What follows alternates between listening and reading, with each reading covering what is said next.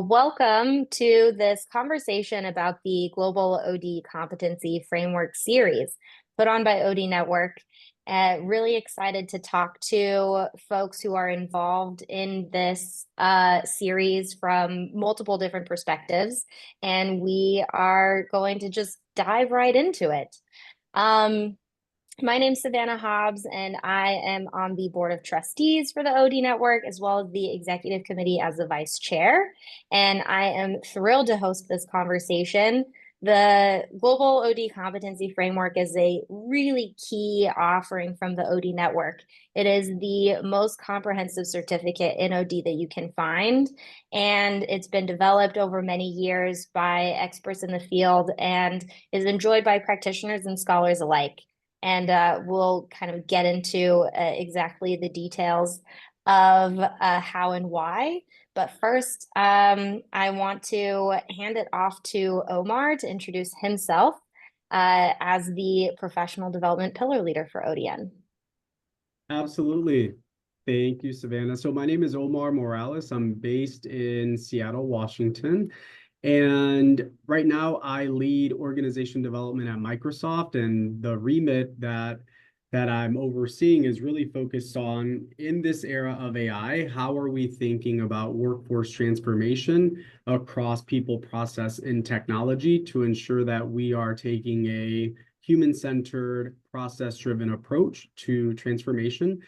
And, given the size of the OD organization, I'm not naive enough to think that with the limited amount of resources that we have, that we'll be able to drive transformation for a company our size. So the second priority is diffusing OD capability through the role of HR business partner, chief of staff, manager, and leader, recognizing that given all of the complexity that we're all actively navigating, equipping them will enable us to speed up this journey.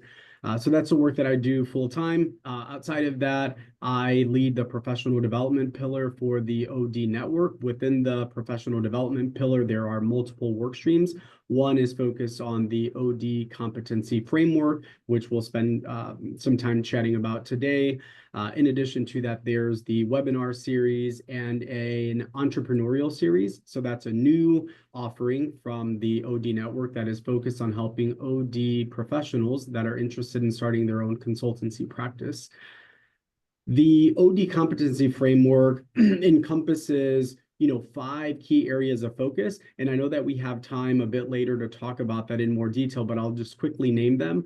There's the focus around systems change expert, the efficient designer, business advisor, credible strategist, and informed consultant.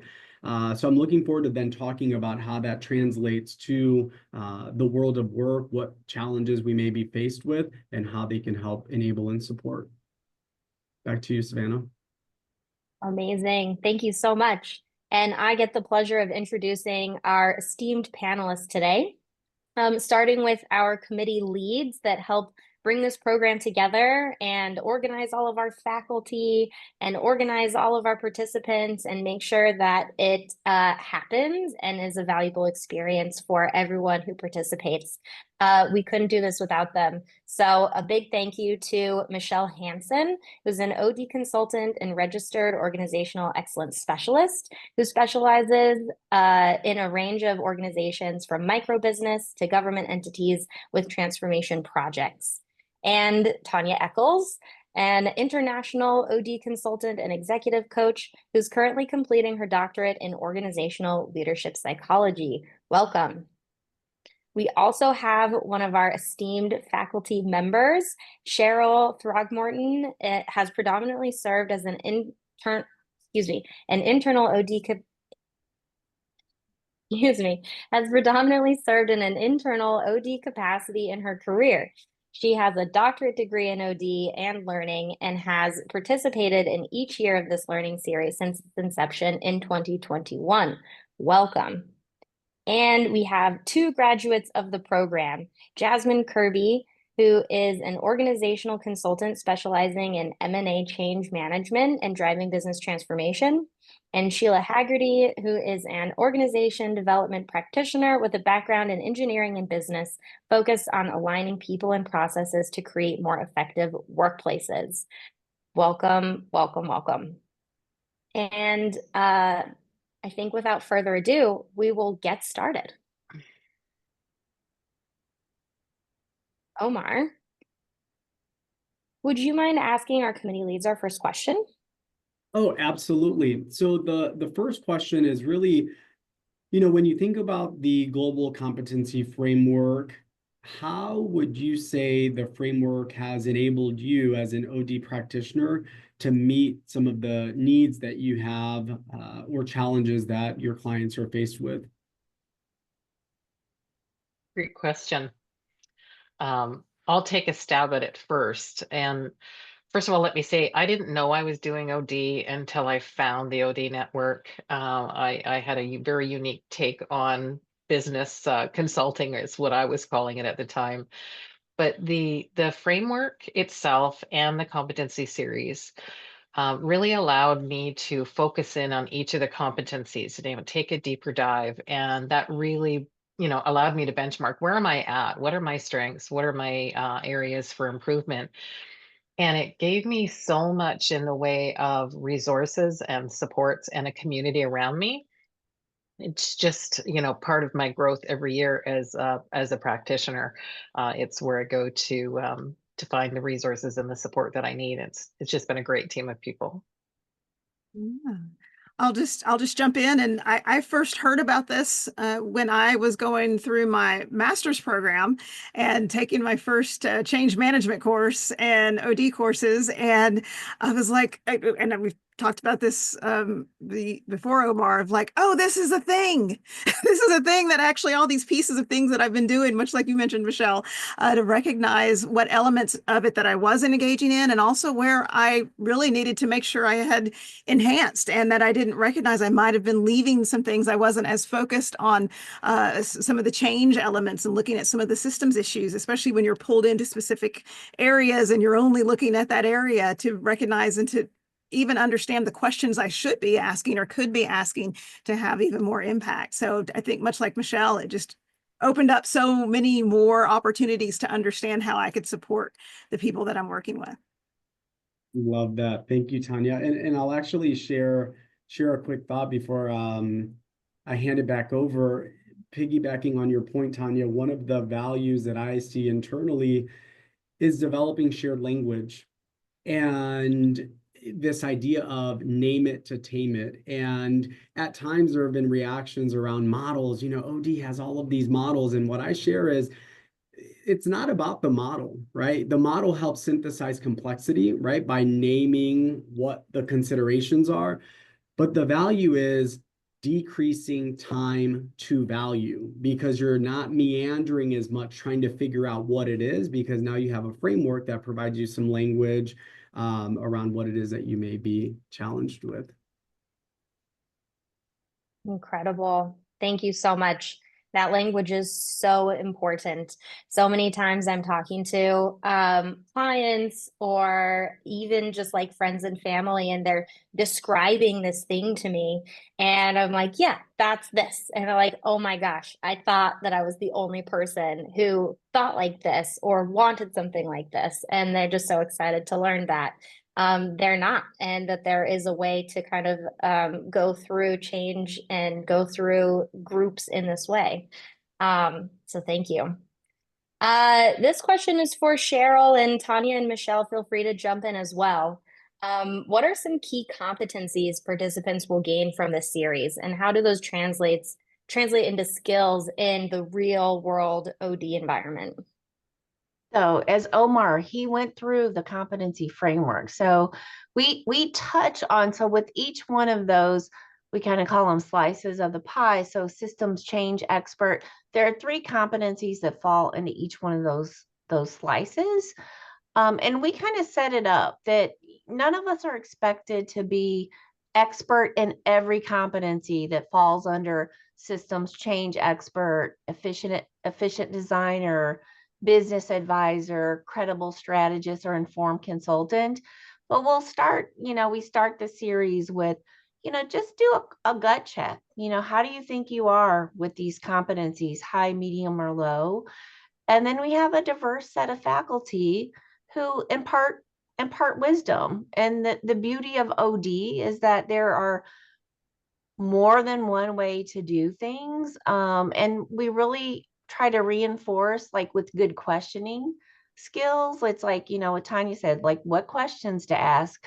That can be a tangible tool. It's just knowing that we don't have to react. We don't have to react as an expert. We can ask a good question and get the system engaged to where they're helping to solve their own problem. So in terms of tangible tools, it might be a new mindset.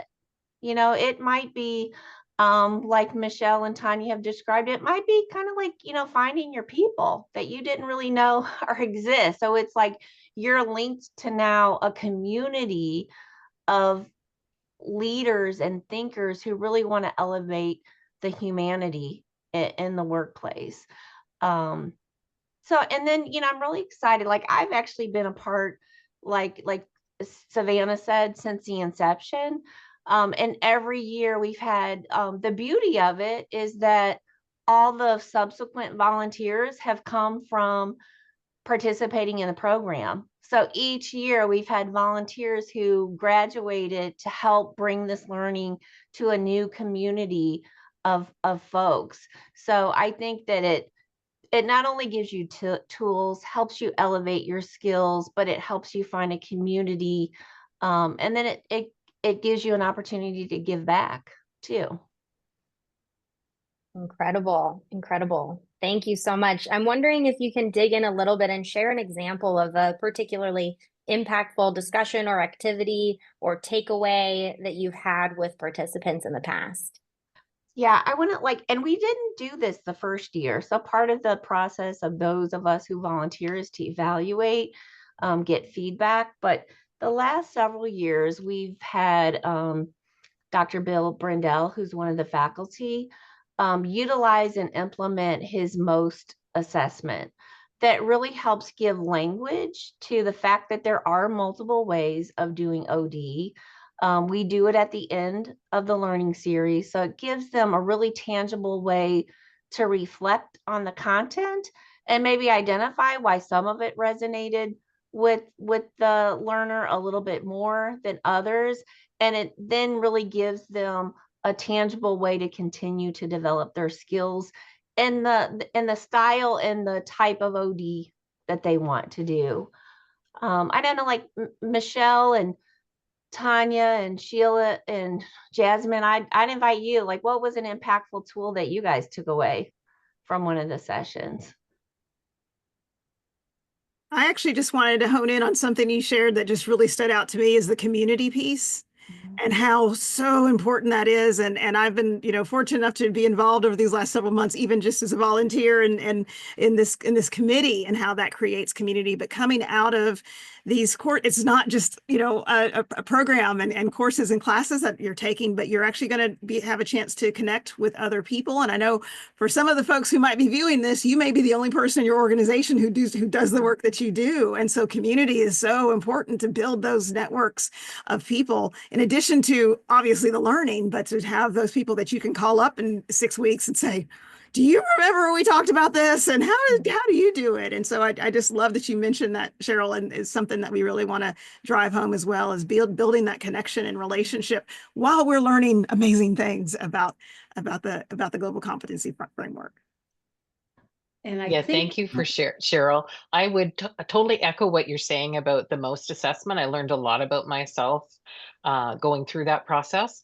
There's so many resources on the website and so many different resources provided in the pre-reading, the pre-work, and the homework that you can do afterwards.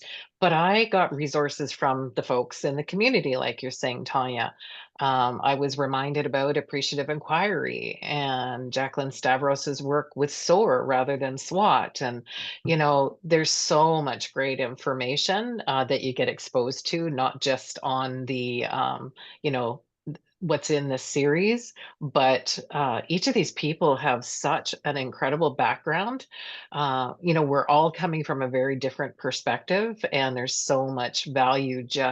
Sometimes it's just a sentence that someone says during the series that you write down, and it puts everything into perspective for you. And I had several of those every year. Actually, I've participated every year since 23, so I'm looking forward to see what I learn this year. And I think you crystallized, everyone's comments sort of crystallized it for me. And I think there is a theme for me after many, without revealing my age, many years in the field, doing this type of work. You're out there sometimes, and it does feel like you're just out there doing your bit. And Michelle, when you said that somebody can say one thing and it can change your trajectory, my mindset about doing my work, it was Dr. Brendel. And to this point, we've extended that relationship and getting to know each other into other things. So community cannot be underestimated. And if you're going to find a community, I would say this would be a good one to add to your list. It's been game changing for me. I would echo that as well. As someone who came from a different background and not necessarily from an OD, like academic background, it was so nice to have a group of people that instinctively I knew I connected with on what you're trying to do at work, and seeing that, yes, you can actually find a community you do fit here. There's all different ways, and the most assessment is a great way to see sort of where your piece of the puzzle might be. But there's so many different ways to have a place in the community and to contribute. Amazing. And thank you, Sheila, for highlighting how people come into this program from all different places. And you've all highlighted that. Folks come in with a master's or a PhD in OD. Folks come in who have been doing OD for a long time and maybe didn't know what it was called and have no formal education. Folks come in who are wanting to do this work but haven't quite gotten into it yet. So I'm curious, from your individual perspectives who've been through the program, what is something tangible that going through this series has done for you in your career? I can start. For me, I didn't know if I could have a career in OD. I knew I wanted a career in OD, but I wasn't sure if it was possible. So I really cared about all the things that OD cares about. So going through the series was a really good way for me to understand what it takes, what skills I have, and I was surprised I had a lot. I've been doing elements of OD all my life, right? And what I need to work on. And so it gave me some really good tools to work on the things that I found really important. A couple being use of self.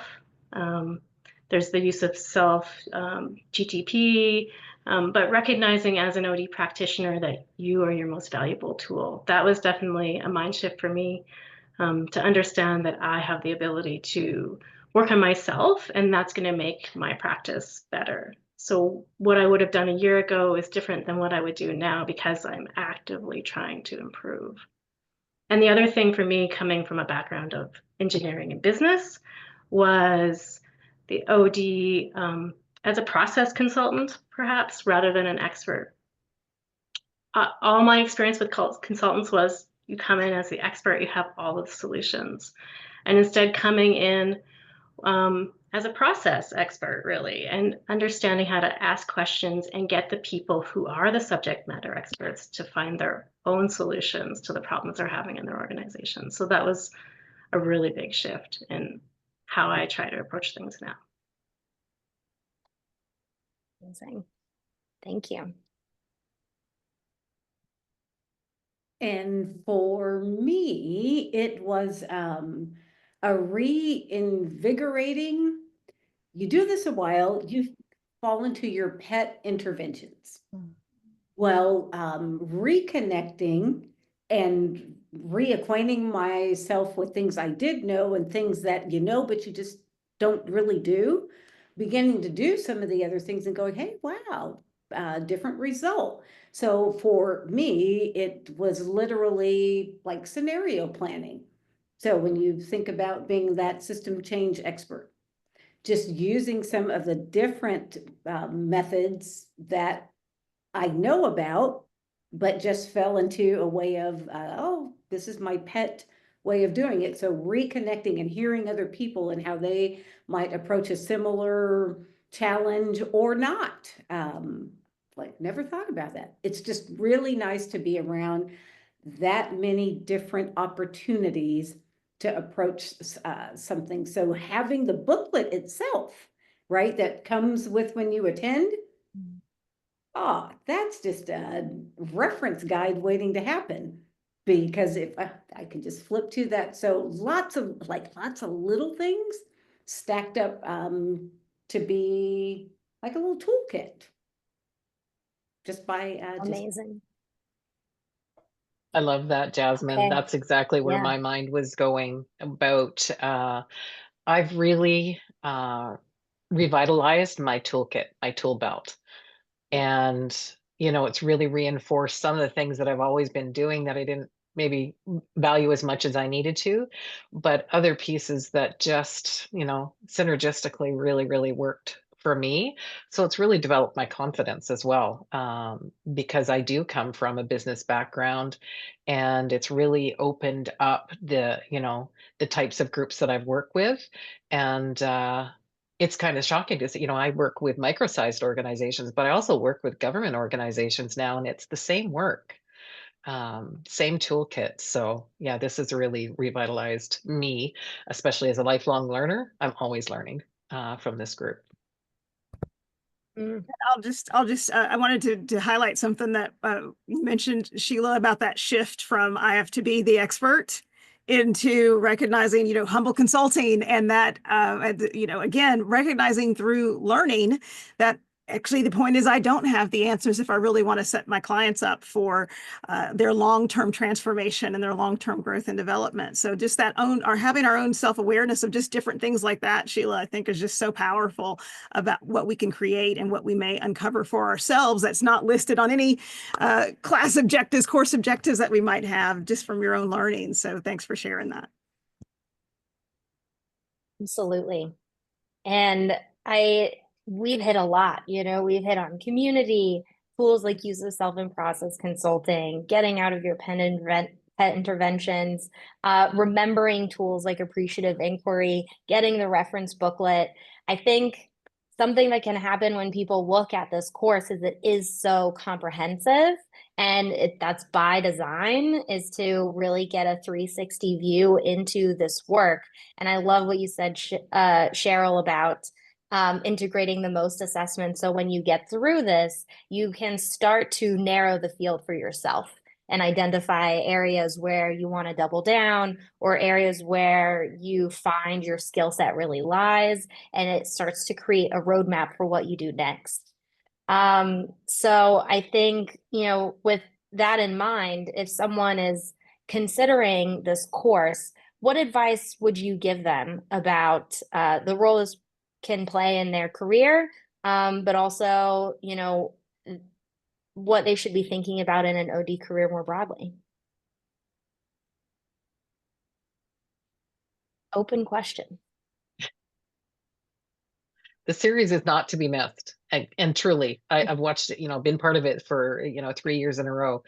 Don't miss this opportunity. The pre-work, do the pre-work, because it's not a lot to ask, and it just really deepens your appreciation and your preparation for the being able to really participate. Um, just be aware of how much you have at your fingertips as part of this series, because it's really phenomenal. You don't want to miss one of the sessions. I would agree with that, and a plus one. And I'd also add, when you think about your own career development and also bringing OD in to be a part of the culture in your organization, this can really help you start to craft this language in a way that can help people who don't do this every day and who don't understand what this looks like, that you can present something to them that does have, I mean, underneath all of this work that we do, that people don't always recognize the research and the data that is behind the work that we do and the evidence-based piece of why this framework exists. So if you're also needing to sort of get clarity for yourself within your own role, but also helping to educate others as to how we can define OD, and maybe get some more support for you and your organizations or your teams or your own work that you're doing, this is a great way to sort of pull it all together. Because I heard several of us say that we didn't know we were doing this until we saw that this existed. And so there's a big opportunity to help educate others and get some support in the work that you do. Yeah. And I would just say, like, the beauty of, even though, like, initially we did market it for everyone, but then we're like, oh, the content is more, the basics of change management, the basics of design. Maybe we should market this more to, like, people who are OD curious. But the beauty of it is that each year we've had this beautiful mix of folks who didn't know they were doing OD to people who really could serve as faculty in the curriculum, who had an advanced degree in the content. And so what I would, if you are on the fence about joining and you're like, oh, this might be too basic for me, or this might be too advanced, I encourage you to come. And those of you who are new to it, ask good questions. We're a really warm, welcoming, loving community. So you will be met with love and generosity. And for those of you who have the advanced degrees, who just want to be kind of refreshed, like Jasmine said, like, come, there will be space for you to share your knowledge and your experience too. We do breakout sessions in every course. We have an optional case study application. So there's a lot of opportunities for you to share your expertise and your views on how to tackle an issue, in addition to the faculty facilitators. So again, I would encourage you to consider joining the community of learners. Daniela, I see your hand, but I just wanted to pop in to piggyback off the point that Cheryl made. For those that may have more advanced capability in OD, there's also something to be said about that outside-in perspective that you develop. Excuse me. The outside-in perspective that you develop when you tap into the collective wisdom of people that are practicing OD, or maybe doing change work, or maybe in an HRBP role versus a chief of staff role, right? There's tons that can actually be learned from the experience itself. The other thing that I would offer is think about the ROI. One of the things that I was really blown by when I first learned about the experience was the price point was extremely accessible. And I had someone joining my team, and they had already practiced OD, but this was an opportunity for them to onboard into the space ahead of them moving into a role where their whole focus was developing OD skilling capability across the enterprise. And so for organizations that are also thinking about the investment in OD, the value of this is two-pronged. Either one, you can use this as a foundation to start to think about how the OD network codifies what it is to practice OD holistically, from self as instrument all the way through org design. And another alternative is you could invest in building out an entire OD skilling curriculum internally and think about the cost of that. Or you can actually send a group of individuals through this experience and leverage this as the skilling platform. So I just wanted to share that also, because the capability that you develop, or the tools that you have access to, will decrease the amount of time that it takes you to diagnose and get to a intervention. Thank you so much, Daniela? Omar. I want to, get to Daniela's question. I just first wanted to see if anyone else had a response to this question before we wrap up kind of our facilitated portion, and then we'll open up for Q&A. I just wanted to add, as a newer OD practitioner, I found that it was so comprehensive, but it also gave the opportunity to practice with the breakout rooms and the case studies, and that was really important to me, to understanding the skills and what it would take to develop them. So I found that part really invaluable. I also found myself in breakout rooms with people who are PhD professors, who are, worldwide well-known OD practitioners. It was amazing to talk with them, to realize that, I share some things in common with them, to validate my own ability in those spaces. So that was amazing. And just the biggest thing was the developing the network, and meeting all of these other OD practitioners was just totally invaluable. Incredible. Thank you so much. All right. We'll open up for Q&A. Daniela, go ahead. Well, thank you. Actually, I think Sheila started to address some of what I wanted to ask.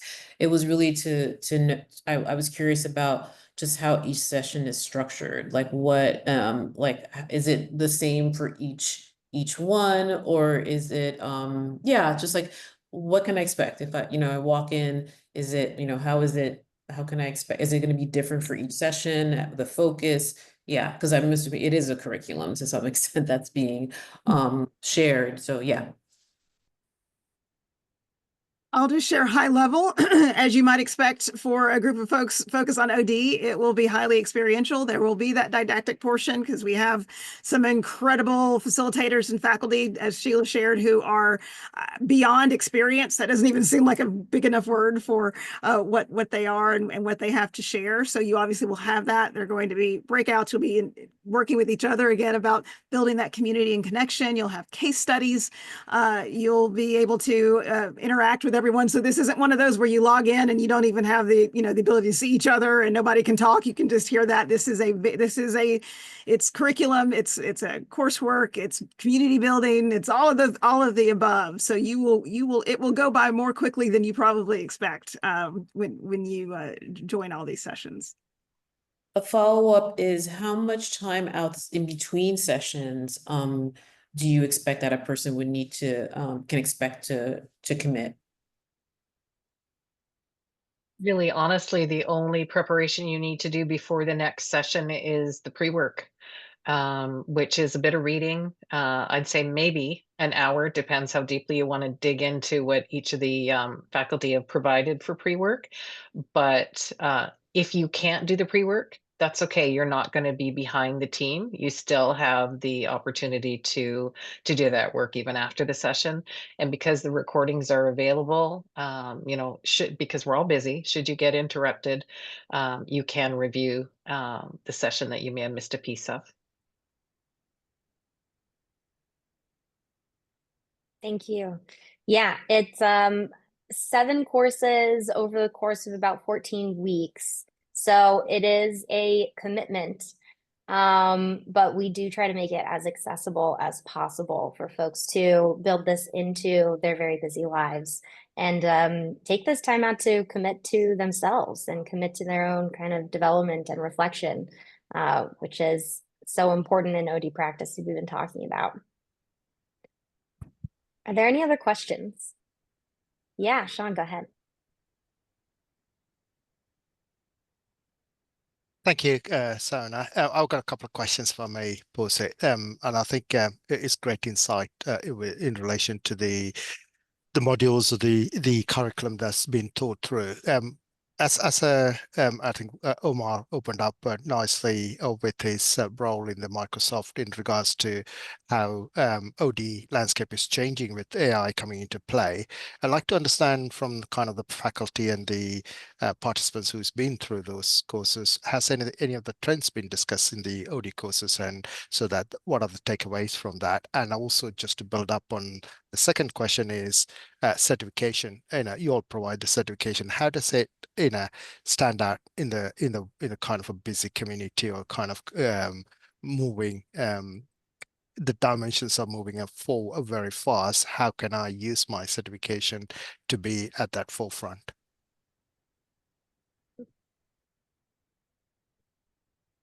Great Cheryl questions. or Michelle, do you want to take the first question?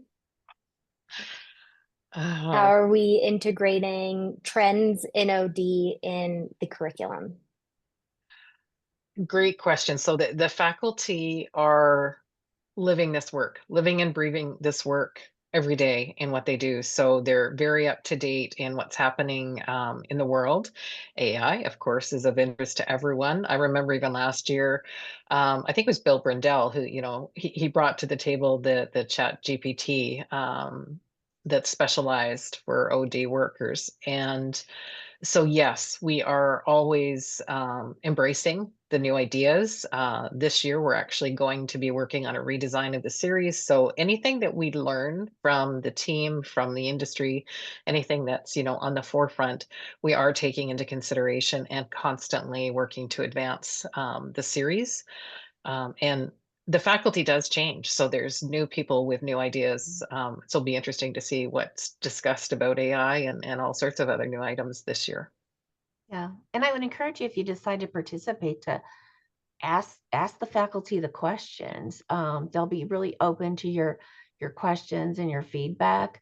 The beauty of OD, and I can remember, former board chair Gary Menefico, who talked about, like, we know all of this AI is coming, and the beauty is that the jobs that are left are that they're like the relationship ones. So these skills that we're teaching in this OD competency framework are the people skills that we need to do. They're very hard to replicate through a bot, though, again, notwithstanding the Chat GPT for OD practitioners. Like, I'm not saying that it can't be done, but it's like it will help elevate the human skills that we need, that will always be a need in the world. Amazing, thank you. I have a question along the same lines. So I have been looking at different programs, like master's program with organizational psychology, organization development, and all that. So I was considering this certificate just more to get a better understanding of like what the field looks like. My work is a bit HR. But I do work with a lot of consultants on some, what I've organizational related, looking at the organization-wide strategic sort of planning and whatnot. So I guess, yeah, to what extent, like, like I'm hearing that you're saying that there are people who are pursuing these other credentials, but still coming back to participate in this network. Like, not putting you in a spot, but just curious as to like, what would be the difference between sort of this OD versus, say, the Society for Industrial and Organizational Psychology? That has been a big question for me as I've been looking at these various programs. And I wouldn't say it's an either or.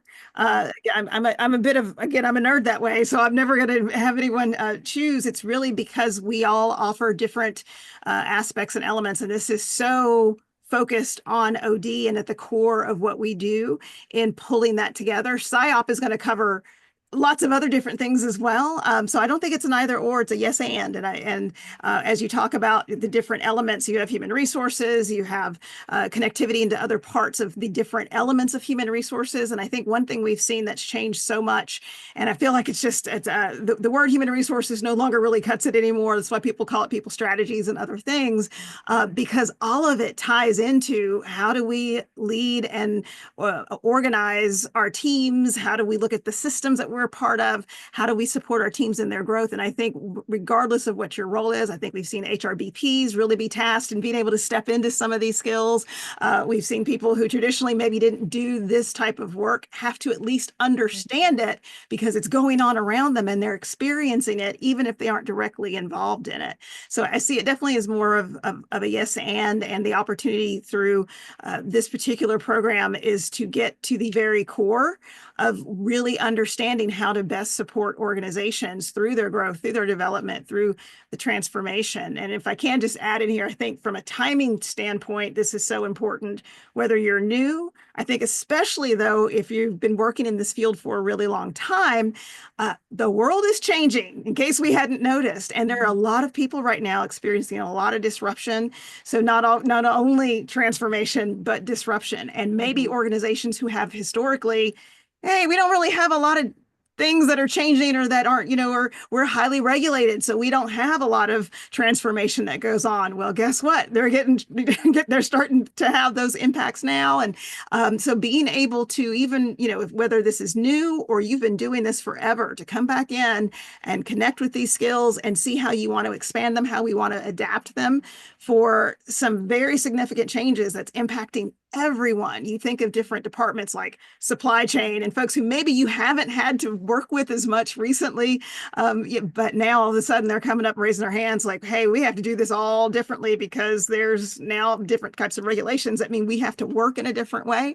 And we haven't had a change in a while. So even if hey, I know this stuff backwards and forwards, it may need to look a little different as you come into some of these groups who are being impacted by all the changes that are happening in the world. So that's probably more than you wanted, but I get so excited about the opportunity we have to support people across so many different elements and expanding beyond what people might traditionally kind of box it into.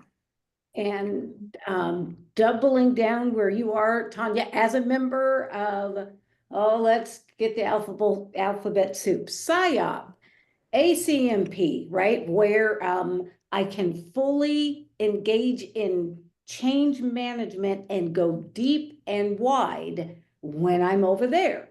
When I am here, the benefit that I get here, I can go deep and wide in OD, whereas if something PSYOP, it's more cursory. We're talking consulting on a big, broader scale. So there is value, and I rep very few things.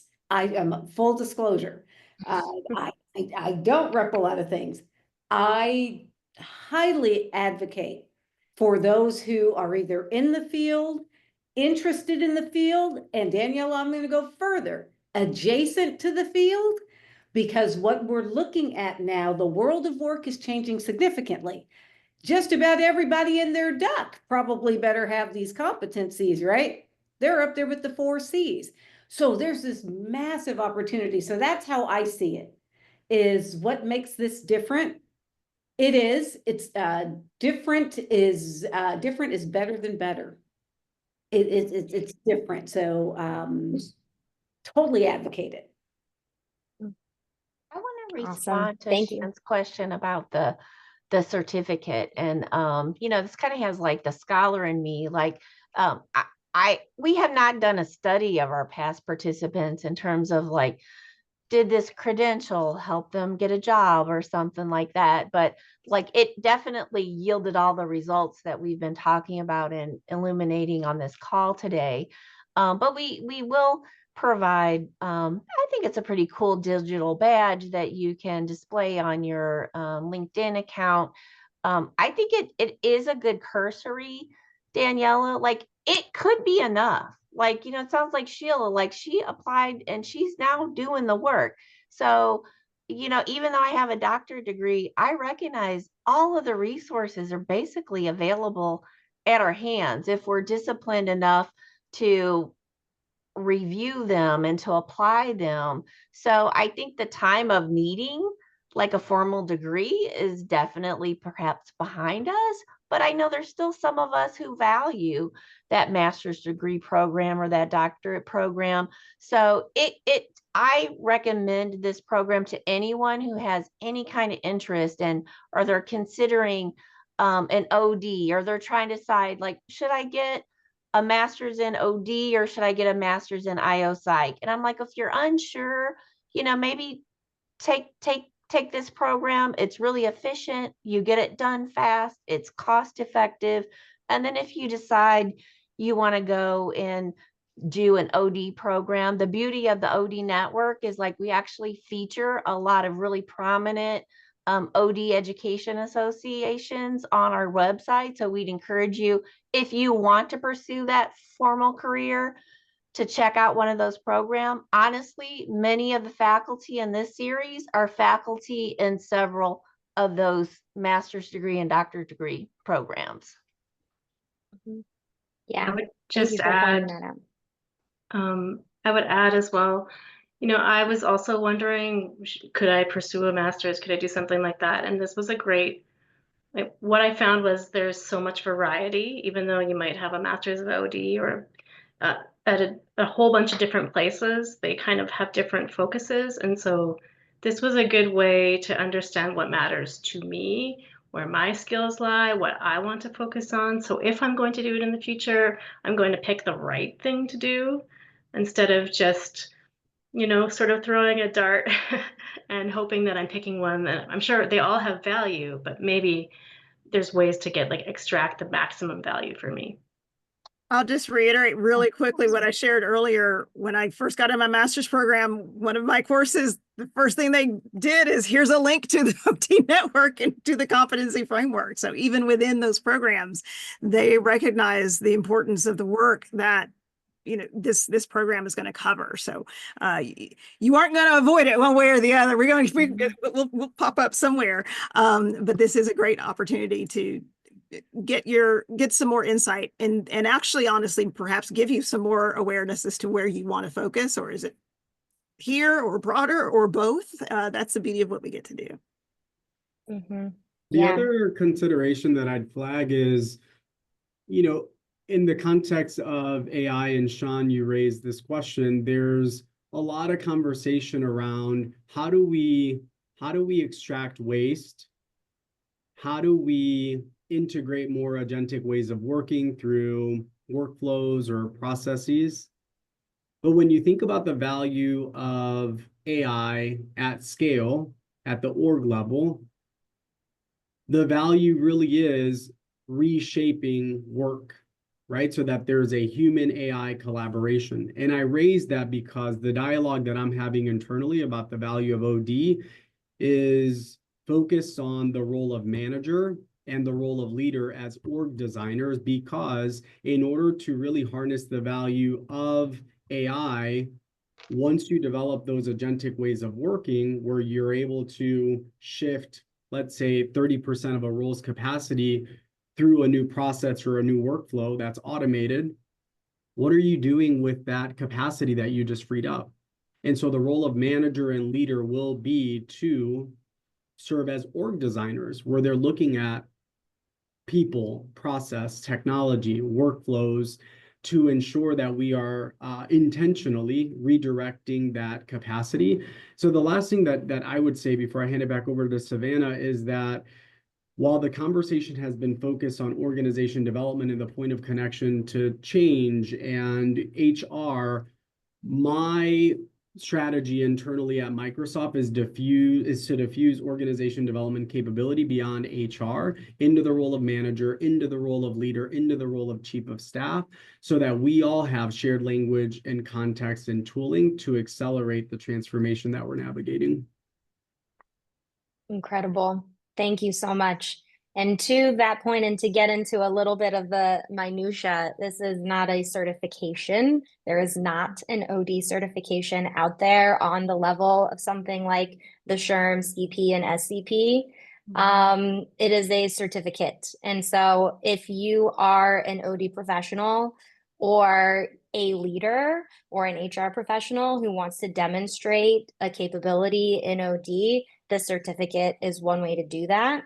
And it's a heck of a lot cheaper than a master's program if you're someone considering going to grad school or getting a second master's and trying to figure out what that path looks like for you. I will say that it does count towards continuing education credits. So if you are someone who does have a certification from another organization like ATD or SHRM, then this will count towards your continuing education credits to renew that certification. So it's a great tool for experienced practitioners as well, who want to keep their many letters after their name in whatever other fields they specialize in. And as we've talked about, there's a lot of crossover between OD and other fields, but this is the only certificate that looks at OD specifically and comprehensively. So if that's important to you in your career, then this is a great place to be. We have just a couple of minutes left. I want to ask if there are any final questions, and if not, I will close us out. Thank you so much. Really appreciate. Always a pleasure coming to any kind of OD network event. Really appreciate it. It was great meeting you. Thanks so much. Thank you. Thanks, Daniela. Bye. You as well, you as well. And thank you to everyone who participated in the discussion today. You are all incredible, and I look forward to seeing you in the Global Competency Framework session coming up here in just a couple of weeks. Thank you. Thank you. Thanks, everyone. Thank you.